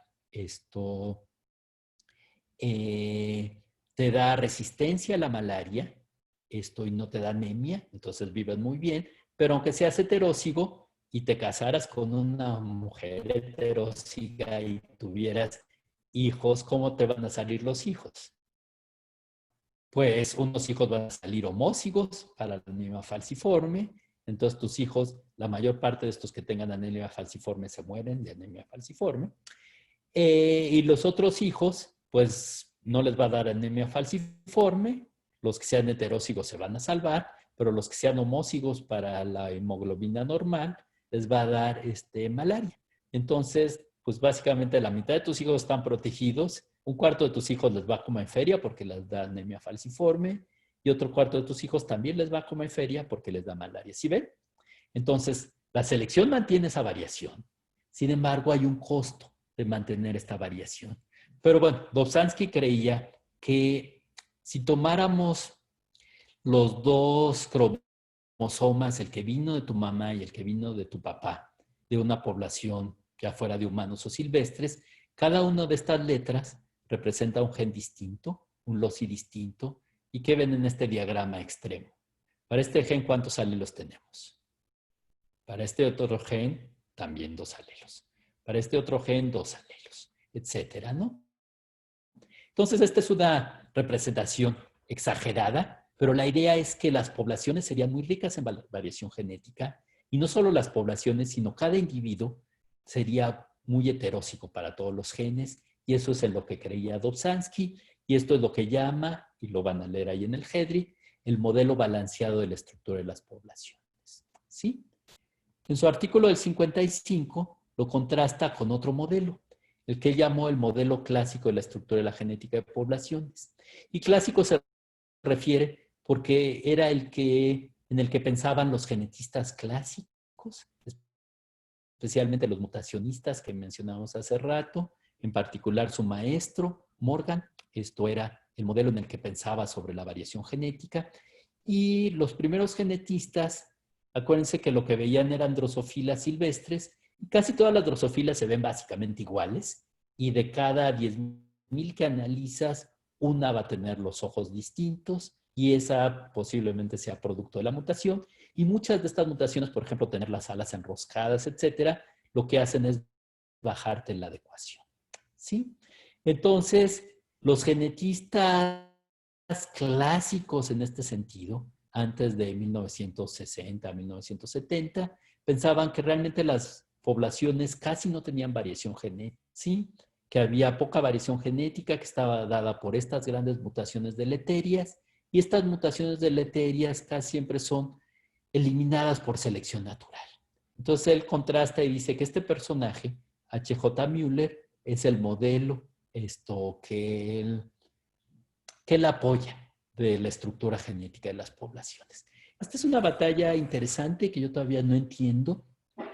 Müller es un personaje también central en la genética de poblaciones y en la genética moderna. Es el que descubre básicamente que las mutaciones pueden aumentarse cuando sometes a los organismos a agentes que ahora conocemos como mutagénicos. Él comienza a trabajar y aplicarles rayos X, ¿sí? Pero pues también luego se dan cuenta que luz ultravioleta, muchos cancerígenos, el café, por ejemplo, aumenta mucho la tasa de mutación. Y bueno, Morgan tiene libros muy interesantes, ¿sí? Que valdría la pena, bueno, si fuéramos estudiosos de la historia de la ciencia, revisar con cuidado. Por ejemplo, tiene ideas muy interesantes de la evolución del sexo, etcétera. Pero aquí Dobzhansky decide que él es el malo de la película y dice básicamente que si tomáramos nuestras 2 cromosomas, seríamos homózigos para todos los genes, excepto algunos en los cuales habría variación genética, pero esta variación genética va a ser eliminada de las poblaciones naturales, y las poblaciones, los individuos y las poblaciones mismas y las mismas especies casi no tienen variación genética, y un poquito de variación genética sería lo que define a las especies. ¿Ok? Entonces esto es lo que dice Dobzhansky en el 55. Y es muy interesante, porque los mismos datos que interpretaba Dobzhansky, que había mucha variación, efectivamente Müller y otras personas los interpretaban que no había casi variación genética, ¿ok? Entonces la única forma de resolver esto, se pone a pensar uno de sus alumnos, que es este que está aquí, Richard Lewontin.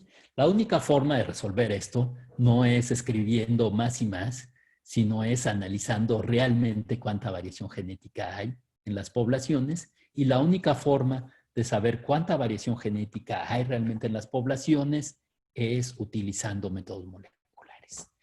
Entonces, por ahí del 66, en realidad, ya se sabía del DNA, ya se comenzaban a obtener las primeras secuencias, tanto de DNA como de aminoácidos, ¿sí? Y había buenas técnicas bien conocidas por los químicos para separar proteínas. Entonces platica con un amigo suyo que era bioquímico y le dice, el personaje Hobby, ¿tú crees que podríamos analizar la variación genética con estas técnicas de correr las proteínas en almidón? Y desarrollan una serie de protocolos que luego se utilizaron mucho. De hecho, mi tesis de doctorado y la tesis de Erika, estuvimos trabajando todavía isoenzimas, ¿sí? Y entonces en estas isoenzimas de almidón, lo que se ve tienes un gel de almidón, pones tus muestras, corres las proteínas, ¿sí? Aplicas un campo eléctrico para separarlas. Individuos que son homózigos, aquí tendríamos algunos homózigos, e individuos heterózigos para distintas movilidades, y con eso se podían calcular las frecuencias alélicas. Lewontin calcula para 18 genes distintos en Drosophila pseudooscura y obtiene estas medidas de variación genética. Ahorita una Heterocigosis pregunta. de 0.12, espera, y polimorfismo del 30%. Sí. Sí, virtualmente cualquier tipo de enzima se puede usar para estos análisis o tiene que ser un tipo de enzima específica. Ok. ¿Quién eres? Diego. Ok, Diego. Entonces, en principio muchas proteínas se podrían separar, ¿sí? Pero muchas de las proteínas no necesariamente son solubles en los medios que se utilizan. Entonces tendrías que diseñar distintos medios, etcétera. Y luego para teñirlas, lo que se utiliza es, por ejemplo, si vas a teñir el alcohol deshidrogenasa, le echas alcohol, ¿sí? Y cuando se lleva a cabo la reacción, la acoplas a una serie de compuestos que tiñen cuando se lleva a cabo una deshidrogenización, ¿sí? Entonces, los 1000 reactivos que necesitamos usar y pesar, bueno, Jaime también creo que hizo enzimas de rizomio, ¿verdad, Jaime? Entonces, teníamos que pensar un montón de reactivos donde iban todo el NAD y los donadores de electrones y los que sirven para la tinción y los que sirven para la reacción, etcétera. Entonces, aunque en principio podríamos haber analizado muchas proteínas, en la práctica era difícil analizar más de 18 loci, ¿no? En el laboratorio usualmente lo que analizábamos eran las 10 isoenzimas más estables. Erika, ¿cuántas loci usaste tú? ¿Te acuerdas de pura chiripa o tú, Jaime? Para ¿Los la sabios? licenciatura, para los sabios, yo creo que como 16 por ahí. Entonces, aunque en principio habría miles de proteínas, nos concentrábamos en unas cuantas. Entonces, eran las dudas, ¿no? Ok, de todo el universo de genes que hay, solo nos estamos concentrando en un grupito de enzimas solubles que llevan a cabo una reacción, ¿no? Hay un montón de otras proteínas que no sabemos cuál sea su variación. Y por otro lado, lo que estamos separando son pues lo que se logre separar dada la carga y el tamaño de las proteínas. Va a haber muchas proteínas que en realidad sean distintas, pero tengan, o sea, ya a nivel de secuencia de DNA, pero que tengan la misma movilidad, ¿no? Entonces, por ejemplo, a eso le preocupaba mucho a Lewontin y puso alumnos a correr las proteínas en todos los pHs y medios que se les ocurrían, ¿no? Entonces, de cualquier forma, el resultado era muy atractivo y el resultado en palabras era que del 100% de los genes, 30% son polimórficos y esta heterocigosis es la heterocigosis esperada en Hardy-Weinberg, que también se podría interpretar como de todos los genes que tienes, por ejemplo, ¿cuántos esperaría si tu especie está en Hardy-Weinberg que fueras heterócigo, por ejemplo, ¿no? Entonces, esto, sin mayor comparación, igual les parece poco, mucho, pero realmente era mucho más de lo que se había esperado. Que el 30% de los genes fuera polimórfico y que hubiera heterocigosis hasta de 0.12, ¿no? De hecho, esta es una figura que hizo Nevo, por ahí del 75 creo que la hizo, Beatar Nevo, y lo que tenemos aquí es el eje de la heterocigosis, ¿sí? La heterocigosis es una medida, como ya les decía, viene del equilibrio de Hardy-Weinberg, va de 0 si no hay variación genética. En teoría podría llegar a 1 si todos los genes fueran polimórficos y que en cada uno de los genes polimórficos tuviéramos un número infinito de alelos todos con la misma frecuencia alélica. Para el caso de un locus 2 alelos, lo más es en realidad como 0.5 que se puede tener, pero vean que en general la heterocigosis y el polimorfismo están fuertemente correlacionados y que además por aquí están las drosofilas, por aquí están la mayor parte de los vertebrados, los humanos, aunque aquí están unos análisis iniciales, en realidad tenemos poca variación genética, las plantas hay de todo, algunas hierbas y algunos árboles y los agaves tienen mucha variación genética y este es el resultado general que se obtenía, ¿no? Estos son datos para los agaves y voy a dejar la clase aquí porque Jaime quiere platicarles unas cosas. Yo le quería dejar a Jaime 1 hora y ya me comí casi toda la clase, pero igual lo que podemos hacer es que Jaime les platique ahorita lo que le preocupa a Jaime para toda la instalación de los programas, etcétera. Y antes, si tienen alguna duda, o algún comentario y lo quieran hacer, si no, le voy a ceder la palabra a Jaime. Pero antes, qué bueno que me acordé. La tarea. ¿O no, Jaime? Entonces, miren, la tarea antes de que se me olvide, aunque igual la movemos no para este jueves, bueno, ¿por qué no la dejamos para el jueves?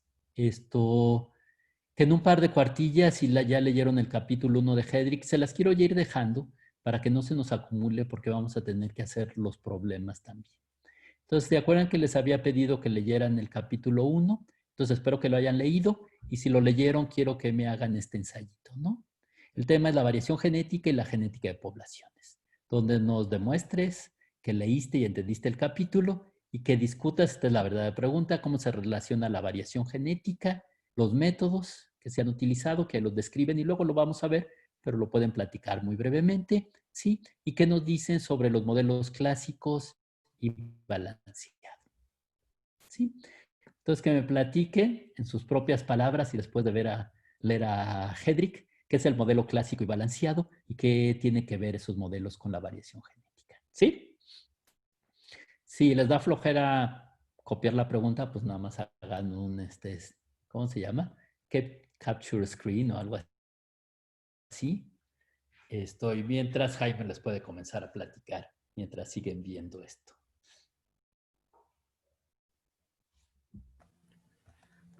Bueno, ¿me prestan la pantalla, porfa? Sí, déjame salirme. Gracias. Si tienen duda de la pregunta, luego se las puede mandar Erika a todo la cuenta de correo. A ver, déjame ver. Stop share. Listo. Ya. Bueno, You can share. gracias, Luis. Gracias, Jaime. Bueno, hola chicos. Miren, vamos, lo único que quiero es platicarles algunos detalles de cómo vamos a hacer las prácticas. Entonces, miren, les voy a dar 5 minutos para que vayan al baño, tomen agua, estiren las piernas.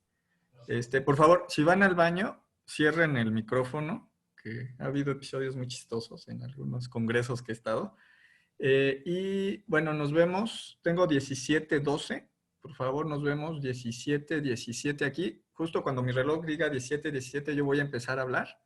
Entonces voy a ser muy breve para que no nos cansemos tanto, ¿no? Entonces nos vemos ahorita en 5 minutos. Entonces tiren las piernas y lo que quieran, ¿ok? Ahorita nos vemos. Lo que quedamos, voy a tratar de ser breve. Entonces, bueno chicos, entonces, hola, buenas tardes, espero que ya hayan regresado todos del baño. Bueno, entonces, como habíamos platicado conmigo, vamos a ver toda la parte de las prácticas. Nada más, bueno, también quería, aquí lo anoté, tomar uno de los comentarios que hizo el doctor Eguiarte, que no tengan pena en hacer las preguntas. No hay preguntas tontas ni preguntas obvias, porque, bueno, por ejemplo, en el curso pasado, típico que hubo un problema muy al principio de una de las prácticas y nadie se atrevía a preguntar, ¿no? Entonces seguimos haciendo la práctica hasta que una persona dijo, ay, es que a mí desde el principio no me sale. Y resulta que ese problema lo tenían un montón de personas, pero por pena nadie dijo nada, ¿no? Y entonces de todos nos tuvimos que echarnos para atrás. Entonces, eso, si tienen cualquier problema, aunque parezca obvio, aunque les dé pena, de verdad no hay preguntas tontas, no, todos los problemas que tengas, por insignificante que parezcan, o por obvios, pregúntenlos, ¿ok? Entonces, bueno, dicho eso, entonces, ahorita lo que les quería platicar, chicos, son 3 puntos en esencia. Les voy a platicar nada más de qué vamos a hacer con las prácticas, en particular los recursos que vamos a necesitar para el cómputo. Tenemos que ver qué onda con los conocimientos que que necesitan para poder hacer las prácticas, y vamos a hablar un poquito de la logística. Entonces, bueno, hablando de lo que necesitamos de computación, pues siempre ha sido un reto para las prácticas. Y imagínense si cuando son presenciales ha sido un reto, ahora imagínense ahorita a distancia, pues el reto es doble, ¿no? Sobre todo por cuestiones de instalación del software, que si corre, que no corre, que mi Windows, que no sé qué, que mi Mac, no sé cuánto, ¿no? Entonces, para esto, ya les había comentado, vamos a utilizar entonces una máquina virtual. Ya están las ligas para hacer la máquina virtual, y en nuestro canal de YouTube ya tenemos las instrucciones para instalarlos. Entonces, en un ratito les vamos a mandar las ligas. No deben de tener problemas. Seguramente ahí va a haber alguien que tenga problemas, pero bueno, vamos a tratar de irlos resolviendo. También les voy a mandar una liga de una encuesta para conocer los niveles de, los niveles de conocimiento que tenemos, digamos, en promedio, pero también las necesidades que tenemos, ¿no? Sobre todo, por ejemplo, yo parto del hecho que todo el mundo sabe manejar R, a lo mejor no. La mayoría a lo mejor no están familiarizados con Linux, que es lo que vamos a ocupar, ¿no? Entonces, bueno, también les vamos a mandar esta liga de la encuesta, entonces por favor contéstenla en cuanto les llegue. Porque bueno, si no la contestan y tienen algún problema o algo, pues yo no voy a saber desde ahorita, ¿no? Entonces también para poder organizar desde qué tan básico vamos a tener los cursos, necesito entonces que me contesten esta encuesta que les vamos a mandar. ¿Qué más? Bueno, el otro punto es que la decisión del software que vamos a usar, es decir, cuáles programas, ¿no?, vamos a utilizar. Generalmente en genética de poblaciones, pues siempre teníamos un cajón de programas que siempre utilizábamos, pero por lo que también estuvieron ustedes platicando en la introducción, que también por eso lo hace el doctor Eyate, aunque que vayan a pensar, ay, ¿para qué nos presentamos todos? Pero sí es importante. Vi que varios van a utilizar, por ejemplo, SNPs o GBS o alguna de esas variantes. Entonces, se dan cuenta que sería complicado utilizar un programa que, por ejemplo, funciona bien para micros, pero ya no funciona para microsatélites o para secuencias, pero no funciona bien para SNPs, ¿no?, o para GBS. Entonces, ¿qué vamos a hacer? Pues finalmente lo que vamos a hacer, vamos a utilizar ya de plano programas que nos sirvan tanto para utilizar datos de secuenciación masiva, es decir, para decenas de miles de marcadores, pero que también nos sirva, por ejemplo, para analizar nuestros microsatélites, ¿no? Entonces, bueno, en este respecto, pues la opción real que tenemos, pues es nuevamente usar los paquetes que tiene R. De hecho, casi todo, yo creo que un 75% de los análisis que vamos a hacer, los vamos a hacer en R. La ventaja, pues es que, como les decía, podemos analizar datos desde SNPs, GBS, etcétera, pero también vamos a poder utilizarlo para hacer microsatélites o incluso hasta isoenzimas, ¿no? Si alguien trabaja con isoenzimas todavía. Yo hice isoenzimas también en mi tesis de licenciatura. Entonces, bueno, la carta fuerte para nuestro curso va a ser el uso de R. Entonces, si hay gente que no sabe R o que está inseguro de cómo se utiliza, vamos a hacer unos videos, o podemos ponernos de acuerdo para unas clases extras para que ustedes pues adquieran las habilidades básicas, ¿no? No es que necesiten aprender a programar en R, pero sí que estén familiarizados con el entorno. ¿Ok? Bueno, entonces también vamos para hacer nuestro curso, vamos a 3 recursos. Primero vamos a usar, por supuesto, la clase presencial, es decir, como estamos ahorita platicando, pero más que para hacer las prácticas o explicarles yo algo, la parte presencial va a ser en esencia para ver los resultados, para discutirlos y a lo mejor para ver algún tipo de dudas. Pero va a ser para eso. Vamos a tratar de que las clases prácticas sean las clases presenciales sean lo más corto posible. Realmente las dudas vamos a utilizar un blog. Tenemos ya un blog en el laboratorio en donde se pueden escribir las dudas. Si tienen algún problema de un comando que no salió o marcó un error, bueno, lo que hacemos es copiar el comando que no salió y lo pegamos en el blog. Y la ventaja de usar el blog es que a veces ponen una duda y antes de que yo pueda contestarla o antes de que yo vea, pues ya otro alumno ya contestó la duda, ¿no? Entonces está padre porque aparte hay una retroalimentación de todos, ¿no? Incluso hubo alguna vez una duda que contestó un alumno que yo no sabía y el alumno dijo, bueno, es que tiene que ver con la versión del kernel de Linux, que no sé qué, bueno, padrísimo, ¿no? Entonces, eso nos ayuda a todos y pues también me ayuda a mí, ¿no? Está padre. Y nuevamente, ahí suban absolutamente cualquier duda que tengan, por básica que sea, no les dé pena, súbanla y ahí nosotros podemos irla discutiendo, ¿no? Y finalmente el otro recurso que vamos a utilizar pues son los videos en YouTube. Ya tenemos entonces nuestro canal.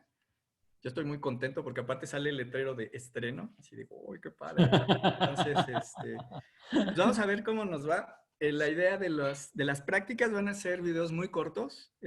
Van a ser videos entre 5 y 7 minutos, 8 minutos cuando mucho.